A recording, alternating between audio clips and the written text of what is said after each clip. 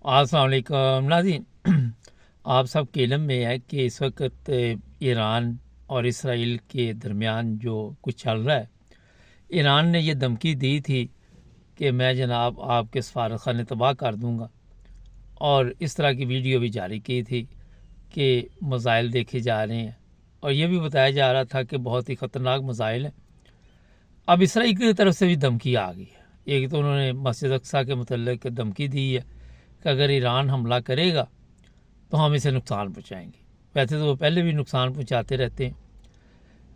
एक चीज़ और है, इसराइल ने साथ ही ये भी बताया कि मैं जौहरी हथियार इस्तेमाल करूँगा और ईरान को सबक सिखा दूँगा।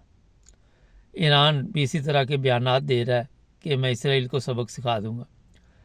और अब लोग ये सवालात कर रहे हैं। आज मुझे सोशल मीडिया पे कुछ लोग सवाल कर रहे थे कि जनाब ये जो कुछ इसराइल में हो रहा है वो कौन है कसूरवार, किसकी गलती है। तो इसमें साफ ज़ाहिर है, जब फ़लस्तीन के जो बड़े लोग थे, इनसे पहले जो कौम थी, उन्होंने अपनी ज़मीनें फ़रोख्त की, तो जिन लोगों ने ज़मीनें ख़रीद ली, ज़ाहिर है फिर उन्होंने अपनी ज़मीनें तो नहीं छोड़नी ना। उनके बड़ों ने बेची, इनके बड़ों ने ख़रीदी और इनके नाम वो रजिस्टर्ड होगी। तो जो गलतियां इनके बड़ों ने की थी, सज़ा फ़लस्तीनियों को मिल रही है। आज उनके बच्चे सड़कों पे किस हाल में पड़े हुए और किस तकलीफ़ से गुज़र रहे हैं, मेरा ख़्याल है कि वो आप सबको पता है। जो सबसे बड़ा इस वक्त मसला है कि पाकिस्तान की अगर हम बात करें, आधा फुट जगह भी कोई ख़रीद ले तो उसको छुड़ाना मुश्किल हो जाता है। वो इसलिए कि आपको बताओ, कहता जी मैं तो पैसे दिए हुए हैं। यही हालात इस वक्त है इसराइल और फ़लस्तीन के। अरब ममालिक जो हैं वो इसलिए भी खामोश हैं कि वो नहीं चाहते कि हमारे जो हालात हैं वो ख़राब हो, हमारी ज़िंदगी अच्छी गुजर रही है तो हम क्यों किसी दूसरे की लड़ाई में अपना हिस्सा डालें। और यही वजह है कि किसी अरब कंट्री की तरफ से कोई ऐसी मदद फ़लस्तीन के लोगों को नहीं मिल रही। अगर फ़र्ज़ करें एटमी जंग होती है वहाँ पे, तो इसमें सिर्फ ईरान का सिर्फ मसला नहीं बनेगा, उसमें फ़लस्तीन हो, इसराइल हो, आस पास जो भी ममालिक होंगे वो भी तबाह व बर्बाद हो जाएंगे। और ये आपको मैं बता देता हूँ, एक दिन ये होना ज़रूर है। वजह ये है कि किसी वक्त भी कोई बेकाबू हो गया, जिस तरह आपने देखा वहाँ अवाम के किसी वक्त काबू में नहीं आती, पुलिस काबू में नहीं आती, फ़ौज काबू में नहीं आती, तो कोई इस तरह का दिमाग फिरा बंदा आ गया तो समझे जनाब कि काम जो है वो तमाम हो गया। अब ये जो असला बना हुआ है, जो बम बने हुए हैं, ये चलने तो हैं। मैं हर प्रोग्राम में आपको बताता हूँ। बड़े लोग कहते हैं जनाब दुआ करें, चलें जी दुआ भी कर लेते हैं। अब इतने सालों से दुआएं हो रही हैं, लेकिन आपने देखा कि दिन ब दिन बदतर हालात होते जा रहे, और दिन ब दिन कोई ऐसी चीज़ नज़र नहीं आ रही कि हालात बेहतरी की तरफ जा रहे हो। तो जनाब इस वक्त समझें कि इसराइल और ईरान आमने सामने, और ख़ौफनाक हालात आने वाले दिनों में आपको पता चल जाएगा।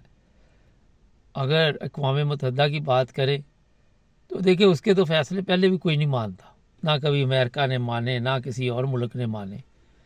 तो वो एक खाना पूरी के लिए बैठा हुआ है और इसके अलावा उसकी कोई ड्यूटी नहीं है। आजकल जनाब लोग बड़े सवालात कर रहे हैं कि ये जो फ़ौज के जवानों ने पुलिस वालों को वहाँ पे दुर्घट बनाई, जो पुलिस वालों की, मुझे लोग लिख रहे कि ये नहीं होना चाहिए था। देखिए ना तो हमारे कहने से कोई चीज़ रुक सकती है। सबसे जो बड़ी हमारे पाकिस्तान के लोगों की प्रॉब्लम है, चाहे वो फ़ौज में है या वो चाहे वो पुलिस में है, चाहे वो वज़ीर आज़म है, चाहे वो सदर है, आप किसी को रोक नहीं सकते जिसके पास पावर है। आपने वो अंधेरा जाला ड्रामा देखा होगा, बस वही सीन चल रहा है। जो कमज़ोर है उसकी कमबख्ती आ जाती है, और जो ताकतवर है वो अपनी इंसल्ट समझता है। یہ مریم کو سوال کیا تھا ایک ٹیچر نے کہ یہ لڑکیاں ذرا مڈل کلاس کی ہے اور یہ ذرا نروس ہو جاتی ہے، کنفیوز ہو جاتی ہیں، آپ اتنی بڑی پروٹوکول لے کے آئی ہو، کیمرے میمرے. تو مریم نے بعد میں اس کی چھٹی کرا دی. وہ ٹیچر تھی، کب سے وہ سروس کر رہی تھی، اچھی ٹیچر تھی، لیکن کیونکہ اس میں مریم کی توہین ہوئی تھی، مریم کی بے عزتی ہوئی تھی، تو اس نے اس کو جناب وہاں سے نکال دیا. اگر وہ کوئی بیان دیتی سوشل میڈیا پہ آ کے، ہو سکتا اسے غائب کروا دیتے، ہو سکتا اس کو گلو بٹوں کے حوالے کر دیتے. تو یہ طاقت کا ایسا نشہ پاکستان میں چل رہا ہے. اگر آپ دیکھیں کہ فوج کے جوان جو ہیں وہ برداشت نہیں کر سکتے.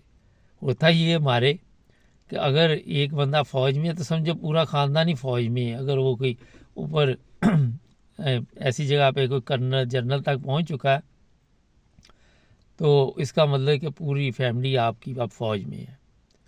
اگر کوئی بڑا آفیسر پولیس کا ہے تو آپ سمجھیں کہ جناب پورا خاندان پھر آپ کو جو بھی ملے گا وہ کہے گا مجھے بھی پروٹوکول وہی دو جو ڈی آئی جی کو دے رہے ہو، جو آئی جی کو دے رہے ہو، یا جس کو بھی دے رہے ہو. تو یہ سب سے بڑا پاکستان کا اس وقت پرابلم ہے کہ جناب جہاں پہ عدل و انصاف نہ ہو، کوئی پوچھنے والا نہ ہو، سب عیاشی پٹھے اکٹھے ہوئے ہیں اور سب عیاشی کے لیے آتے ہیں. وہاں پہ لوگ سمجھتے یہ ہمارے ملک کے لیے آتے ہیں. اب فوج کے جوانوں کو غصہ چڑھا کہ جو خوراک ہم چھوڑ دیتے ہیں، ہمارے بچے کھچے پہ آپ پولیس والے یا عوام زندگی گزارتی ہے، تو آپ کی کیا جرت ہے کہ آپ ہمیں یہ چیزیں پوچھیں. جناب یہ حالات چل رہے ہیں کیونکہ عید کے دن ہے، مختصر آج کا پروگرام ہے، تو فوج کو اور پولیس کو آمنے سامنے دیکھ کر لوگوں نے بڑا خوب مذاق اڑایا ہے، سوشل میڈیا پہ بھی ہر جگہ پہ بھی. ہوش کے ناخن لینے چاہیے. سبسکرائب کریں، جڑے رہیں ہمارے ساتھ.